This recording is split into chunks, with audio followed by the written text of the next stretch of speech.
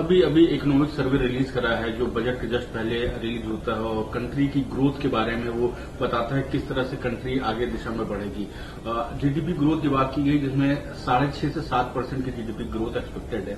और दूसरा corporate sector और प्राइवेट इन्वेस्टमेंट बात की गई है कि बैलेंस शीट बढ़ रही है, कॉर्पोरेट सेक्टर जो है ग्रो कर रहा है, इन्वेस्टमेंट प्राइवेट इन्वेस्टमेंट बढ़ रही है। किस तरह से आप इसको देखते हैं?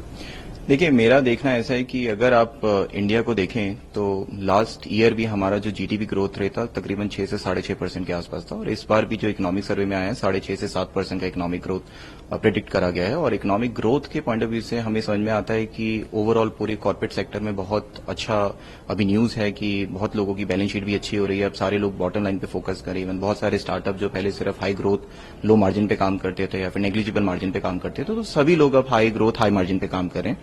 तो मुझे ऐसा लगता है कि आने वाले टाइम में हमारा जो जीडीपी ग्रोथ रेट जो 6.5 से 7% के आसपास का बताया गया है इससे भी बेहतर हो सकता है, क्योंकि इंडिया एक ऐसी कंट्री है जहां पे बहुत यंग पॉपुलेशन है, हम लोग बहुत तेजी से ग्रो कर रहे हैं।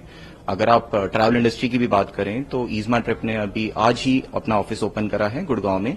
हम लोग जैसे एयर सेक्टर में बहुत ही अच्छा खासा ग्रो कर रहे थे, तो हमने देखा कि हमें होटल्स एंड हॉलिडे सेक्टर में भी बहुत अच्छा ग्रो करना है।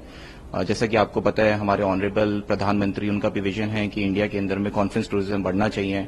और मुझे ऐसा लगता है कि टूरिज्म एक ऐसी कड़ी है जिसके अंदर में आप इंडस्ट्री और साथ में लोकल लोगों को मिला देते हैं, बिकॉज जब आपके पास में लीजर ट्रैफिक आएगा तो ऑटोमेटिकली यहाँ पे लोग भी अपनी इन्वेस्टमेंट भी करेंगे। और अभी हम देख भी रहे हैं कि बहुत तेजी से यहाँ पर इन्वेस्टमेंट भी बढ़ी रही है।